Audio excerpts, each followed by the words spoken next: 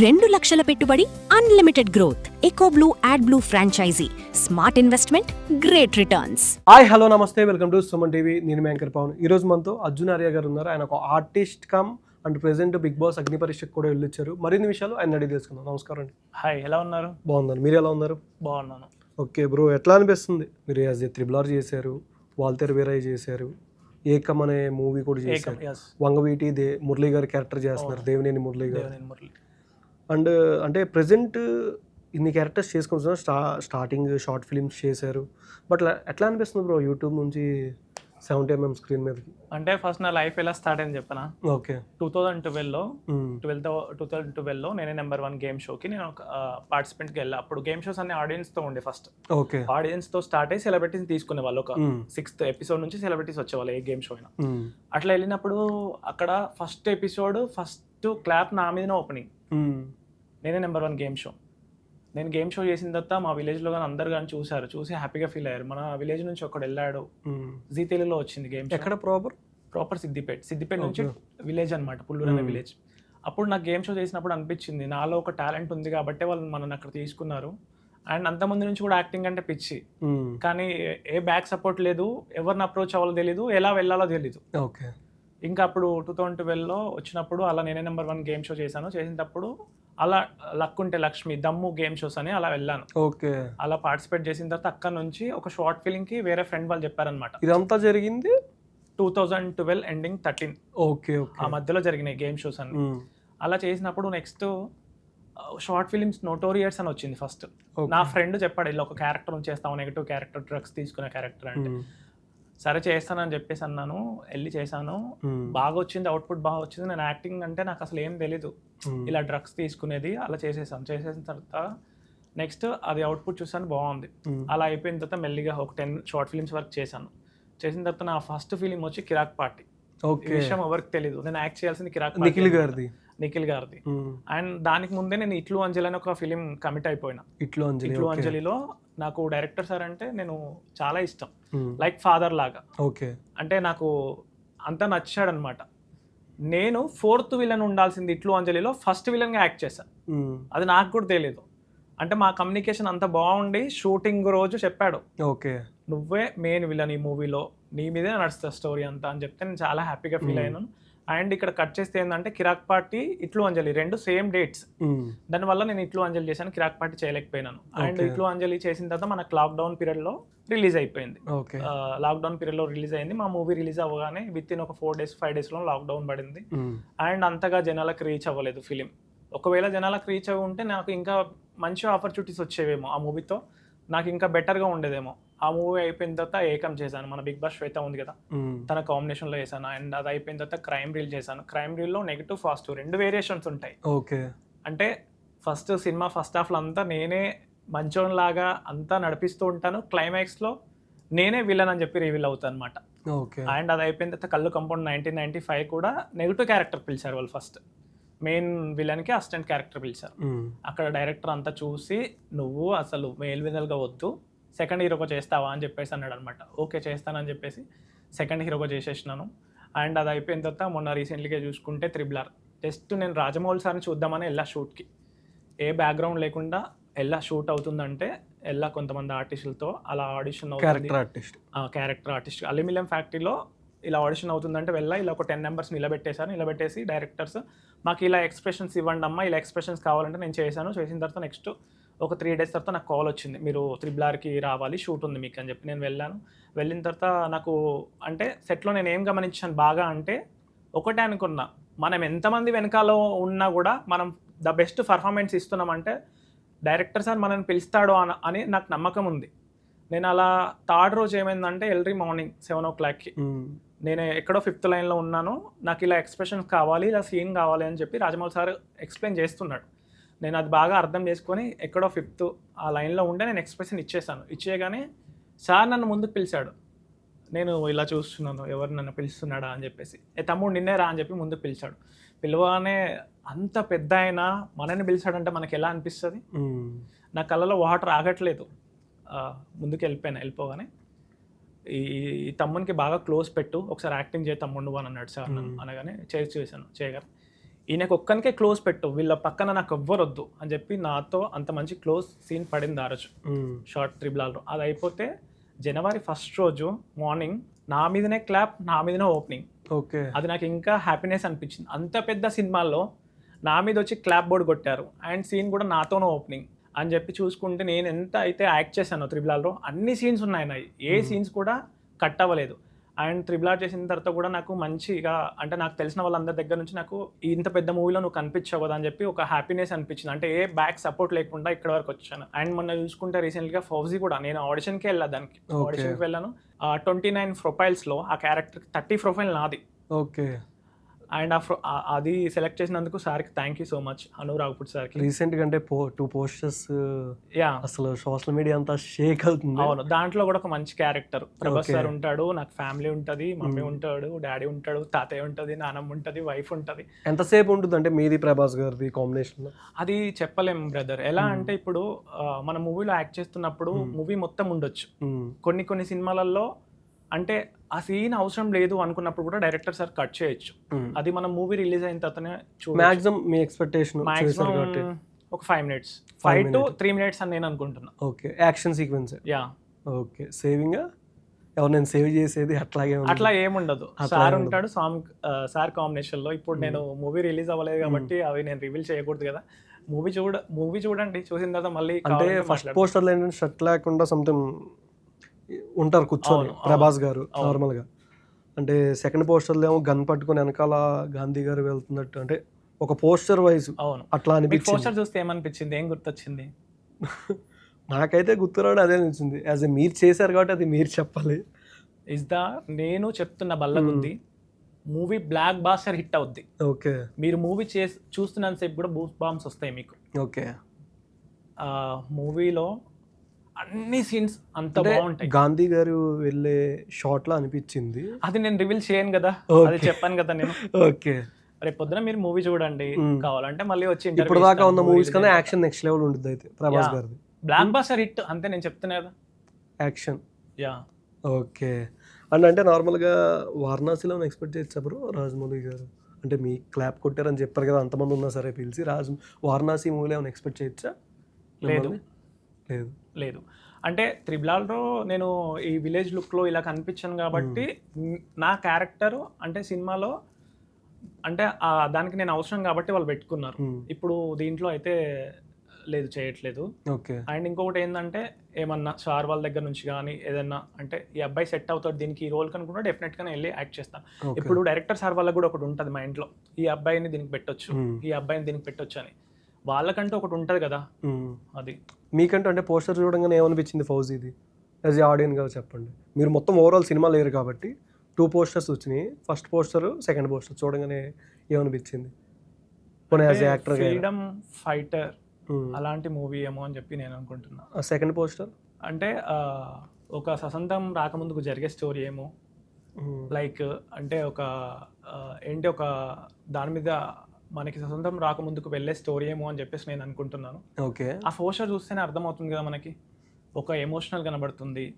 And అంతేకాకుండా ఒక background విలేజ్లో జరిగే స్టోరీ అన్నట్టు అనిపిస్తుంది నాకు. ఓకే. అది అంటే 1950s. అవును. ఓకే. మీరు కొంచెం మొత్తం రివీల్ చేపిచ్చేస్తున్నారు నాతో. Okay bro. అంటే ప్రెసెంట్ మీరు అగ్ని పరీక్షకు కూడా వెళ్ళారు. అవును. And as a YouTube short film చేస్తూ, ఆల్బమ్ సాంగ్ చేస్తూ, మూవీస్ చేస్తూ ఈ బిగ్ బాస్కి వెళ్ళాలని అంటే ఫస్ట్ మీకు ఎలా అనిపించింది? అంటే ఎందుకు అనేది? అంటే నాకు ఎందుకు వెళ్ళాలనిపించింది అంటే నాకు యాక్చువల్లీ నేను 3-4 years నుంచే అనుకున్నాను వెళ్దాం సెలబ్రిటీగా వెళ్దాం అని చెప్పేసి. అంటే నేను నా సర్కిల్ ఉన్న వాళ్ళకే తెలుసు నేను ఏం ఫిలిమ్స్ చేస్తున్నాను అని చెప్పి, అక్కడ వరకే తెలుసు. మిగతా వాళ్ళందరికీ తెలియదు కదా. ఓకే. నన్ను నేను ప్రూవ్ చేసుకోవాలంటే నాకు ద బెస్ట్ ఒక మూవీ అయినా కావాలి, ఒక మంచి ప్లాట్ఫామ్ అయినా కావాలి. And the Bigg Boss is a very reality show. అంతేకాకుండా అక్కడ నన్ను నేను ప్రూవ్ చేసుకుందామని చెప్పి నేను కామన్ మ్యాన్గా వెళ్ళాను. వెళ్తే నేను అగ్ని పరీక్ష అంతవరకు వెళ్ళాను అండ్ టీం అందరూ నన్ను సెలెక్ట్ చేశారు. నేను హ్యాపీగా ఫీల్ అయ్యాను. అక్కడికి వెళ్ళిన తర్వాత నేను నవదీప్ సార్ ఉన్నాడు అనమాట. సార్ నేను ఇన్ని సినిమాలు యాక్ట్ చేశాను సార్ అని చెప్పినాను, ఇట్లా సీరియల్స్ చేసిన, షార్ట్ ఫిల్మ్ చేసిన. అంటే సార్ ఏమన్నాడంటే, నువ్వు ఇన్ని సినిమాలు చేసావు అండ్ మూవీస్లో నిన్ను నువ్వు ప్రూవ్ చేసుకుంటున్నావు, నీకు ఇది అంటే నీకు ఇచ్చే బదులు ఒక కామన్ మనకి ఇస్తే బెటర్ ఏమో అని చెప్పి సార్ అన్నాడు. బట్ ఆయన మీకు ఇచ్చిన అంటే 1 మినిట్ చాలా వరకు 5 మినిట్స్ అనేది అన్ఫేర్గా ఉంది. బట్ మీకు ఇచ్చింది 1 మినిట్ అనుకుంటా ఆల్మోస్ట్. లేదు 1 మినిట్ ఏమి ఇవ్వలేదు. నేను అంటే చెప్పిన డైలాగ్ 1 మినిట్ లా అనిపించింది దేంట్లో వీడియోలో. లేదు నాకు చాలా టైం ఇచ్చారు. నవ్వించమని చెప్పారు కదా మిమ్మల్ని. లేదు నాకు చాలా టైం ఇచ్చారు. ఓకే, మేబీ అది వాళ్ళు అలా చూపించాలి కాబట్టి నన్ను చూపించారు. మనం అలా ఎందుకు అనుకుంటాం 1 మినిట్ ఎందుకు ఇచ్చారు అని చెప్పేసి అనుకుంటాం ప్రోమో చూడగానే. నాకు చాలా టైం ఇచ్చారు. అండ్ అంతేకాకుండా నేను బిగ్ బాస్ లో వెళ్ళినప్పుడు లైక్ మా రిలేషన్ ఒకతను చనిపోయాడు అనమాట. చనిపోయినప్పుడు కూడా నాకు 2 days టైం ఇచ్చారు వాళ్ళు. ఫస్ట్ రోజు నేను వెళ్ళాను అండ్ ఫస్ట్ రోజు వెళ్ళి కాసేపు ఉన్నాను. ఇలా చనిపోయారంటే ఫస్ట్ రోజు నేను వచ్చేసాను బ్యాక్. సెకండ్ రోజు కూడా నేను షూట్కి వెళ్ళలేదు. మళ్ళీ సెకండ్ రోజు కూడా సిచ్యువేషన్ అర్థం చేసుకున్నారు. థర్డ్ రోజు నేను వెళ్ళాను. అంటే నాకు కంఫర్టే కదా వాళ్ళు అర్థం చేసుకుంది. అలా ఎలా అనుకుంటాం 1 మినిట్ టైం ఇచ్చారు అని చెప్పి స్క్రీన్లో. నాకు చాలా టైం ఇచ్చారు, మాట్లాడారు. ఇలా చేశానంటే లైక్ మేబీ సెలబ్రిటీగా పిలవచ్చేమో. నన్ను రివీల్ చేశారు, వచ్చాను, వెళ్ళిపోయాను. మేబీ రేపు పొద్దున సెలబ్రిటీగా పిలవచ్చు బిగ్ బాస్ వాళ్ళు. అంటే ఇప్పుడు కామన్ మ్యాన్గా వచ్చానని చెప్పేసి అక్కడ ఎన్ని సినిమాలు చేశానని చెప్పేసి ఈ ప్లాట్ఫామ్ ఏంటంటే కామన్ మ్యాన్స్కి ఇద్దామని చెప్పి వాళ్ళు అనుకోవచ్చు. అంటే ప్రూవ్ చేసుకొని వాళ్ళకి ఇద్దామని చెప్పి వాళ్ళు అనుకోవచ్చు కదా. అంతే కదా, ఆల్రెడీ నన్ను నేను ప్రూవ్ చేసుకుంటున్నాను మూవీస్లలో. వచ్చిన ఆపర్చునిటీస్ అన్ని నేను చేస్తున్నాను. అండ్ అంతేకాకుండా ఆపర్చునిటీ అనేది ఏంటంటే అక్కడ ఉన్న టీం వాళ్ళు కానీ, సార్ వాళ్ళు కానీ, మేడం వాళ్ళు కానీ ఈ ఆపర్చునిటీ ఈయనకు కాకుండా ఇంకా వేరే వాళ్ళకి ఇస్తే తనకి బాగా యూజ్ అవుతుంది అన్న పాయింట్ కూడా మనం ఆలోచించాలి కదా. వాళ్ళు చెప్పింది నేను అంటే చాలా వరకు అన్ఫేర్ జరుగుతుంది బయట. అంటే బయట పబ్లిక్ పాయింట్ ఆఫ్ వ్యూ కానీ, సోషల్ మీడియా కానీ ఎక్కడ చూసినా సరే అంటే 1 మినిట్ మీకు చెప్పింది కూడా నవ్వించలేకపోయారు. రెడ్ ఫ్లాగ్ చూపించారు. తర్వాత శ్రీవాణి అనుకుంటా, తనకి రెడ్ ఫ్లాగ్ అంటే ఇంకో పర్సన్ ఎవరు 19 years కదా, ఇంకా ఉంది నీకు ఏజ్, నువ్వు ట్రై చేయొచ్చు మళ్ళీ. అవన్నీ మనకు తెలీదు. ఇప్పుడు బిగ్ బాస్ టీం వాళ్ళకి ఒకటి ఉంటుంది మైండ్లో. ఓకే, ఇప్పుడు అందరినీ సెలెక్ట్ చేయాలంటే అది కూడా కష్టమే కదా. ఎంతమంది ఉన్నారు మీతో పాటు? నేను ఫస్ట్ రోజు వెళ్ళి ఎక్కువసేపు లేను, షూట్లో కొంచెం సేపు ఉన్నాను. మేబీ 72 members ఏమో వచ్చారు. 72 members.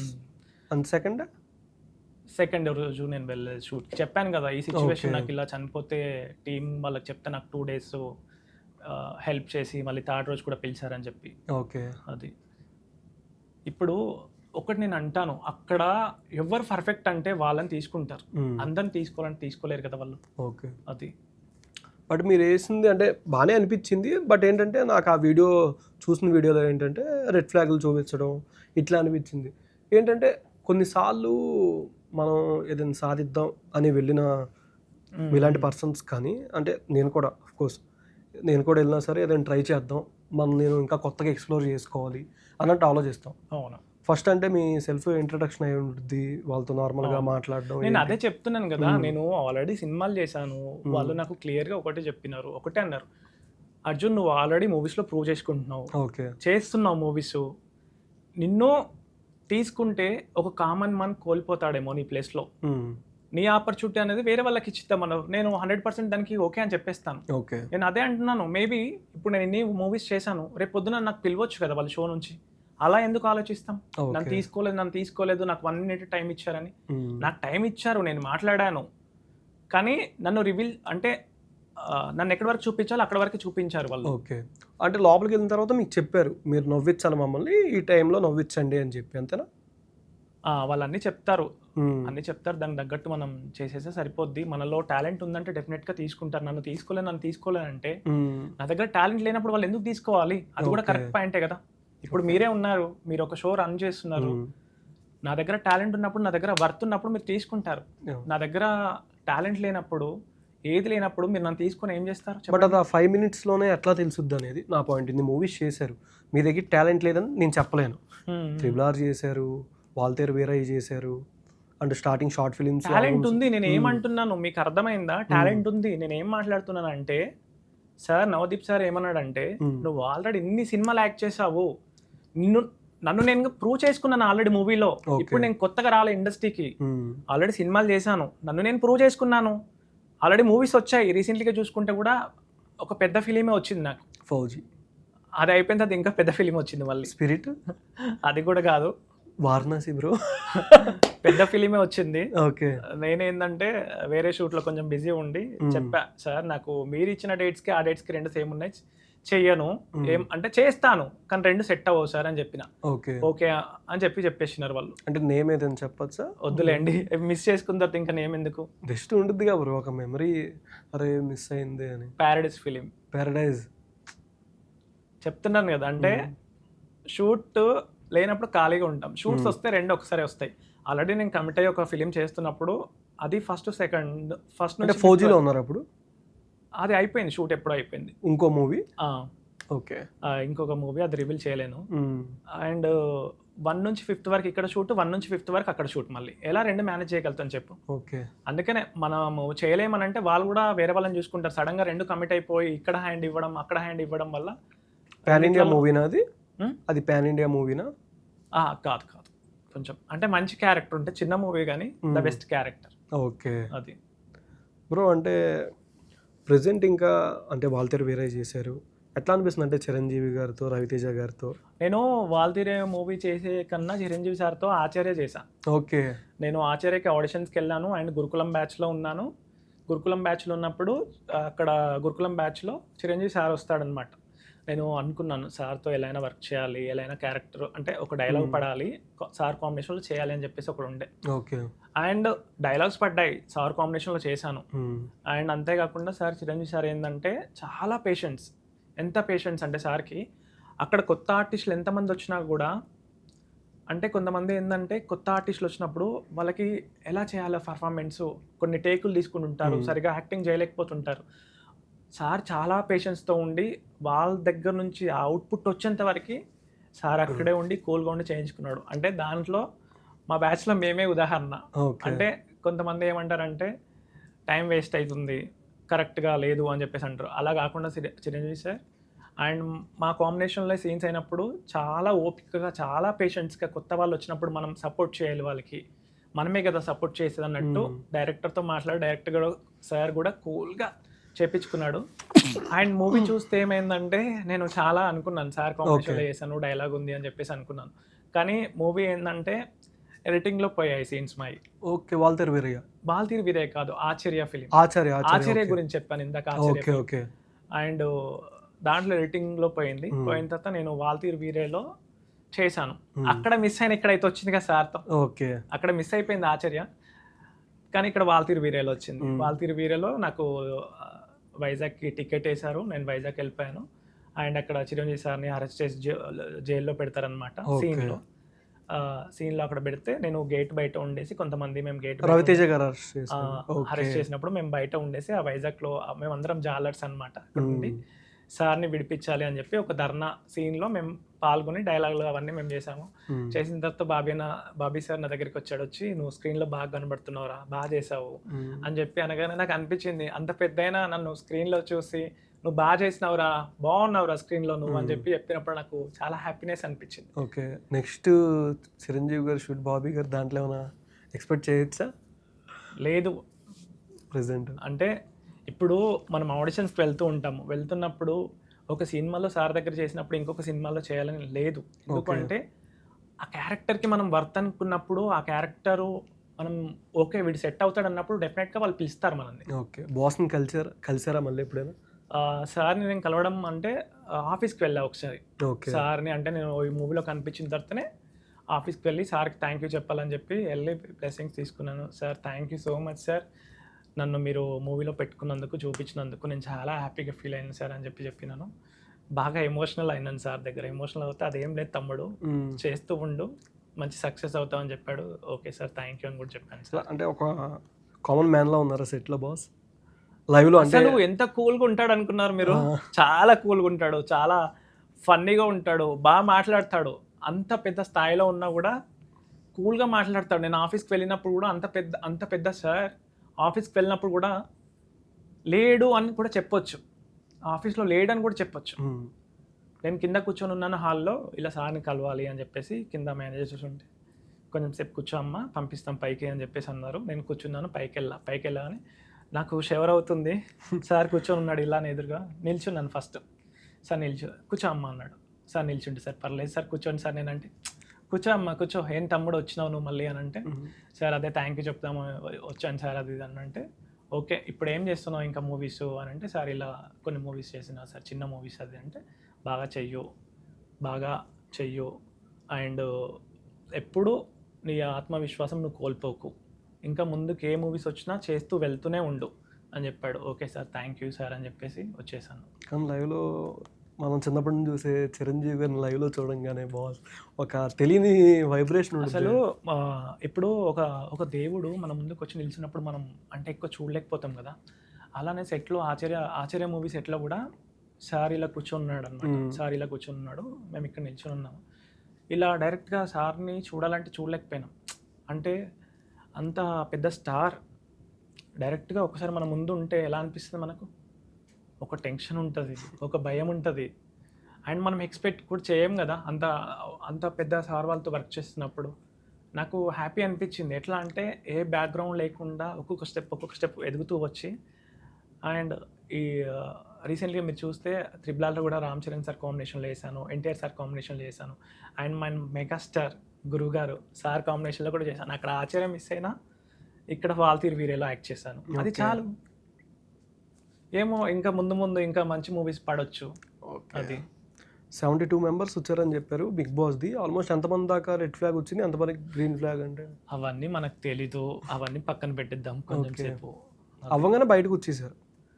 అది నాకు తెలీదు. నా వరకు అయితే నేను వెళ్ళాను, మాట్లాడాను, నాకు కూడా కరెక్ట్ అనిపించింది. నేను ఒక కామన్ మ్యాన్గా కాకుండా సెలబ్రిటీకి వెళ్ళినప్పుడు వాళ్ళు చెప్పేది నాకు 100% న్యాయం అనిపించింది. ఓకే, అంటే నేను ఇన్ని చేశాను కాబట్టి ఇంకొకరికి వెళ్తుంది ఆ ఆపర్చునిటీ అంటే ద బెస్ట్ అని నాకు అనిపించింది. అంటే వాళ్ళు ప్రూవ్ చేసుకోవడానికే వచ్చింది కదా. నేను ఆల్రెడీ ఇండస్ట్రీకి వచ్చాను, నన్ను నేను ప్రూవ్ చేసుకున్నాను. ఏమో నెక్స్ట్ సీజన్ సెలబ్రిటీగా వెళ్దామేమో. నెక్స్ట్ ఇంకా అప్కమింగ్ ఏ మూవీస్ ఉన్నాయి bro? Pan India and Telugu main movies అట్లా ఏం లేదు. వచ్చిన మూవీ అన్ని చేసుకుంటూ వెళ్ళిపోవడమే. ఏ చిన్న ఆపర్చునిటీ వచ్చినా దాన్ని వదలకుండా నన్ను నేను ప్రూవ్ చేసుకోవాలని చెప్పి నేను చూస్తూ ఉంటాను అంతే. ఓకే, ఇంకా ప్రెసెంట్ కరెంట్లీ అంటే వంగవీటి మూవీ, దేవినేని మురళి క్యారెక్టర్ ఉంది, చాలా బాగుంటుంది మూవీ. ఓకే, చాలా బాగుంటుంది, అండ్ అందులో నా క్యారెక్టర్ కూడా బాగుంటుంది. బయోపిక్ ఫీలింగ్ కదా, చూడాలి రిలీజ్ అయిన తర్వాత దాని టాక్ ఎలా ఉంటుంది ఏంటి అని చెప్పేసి. ఓకే, ఫైనల్గా thank you so much bro. మీరు ఇంకా మంచి మోర్ హైట్స్కి వెళ్ళాలని మనస్ఫూర్తిగా కోరుకుంటున్నాను. Thank you so much. Thank you.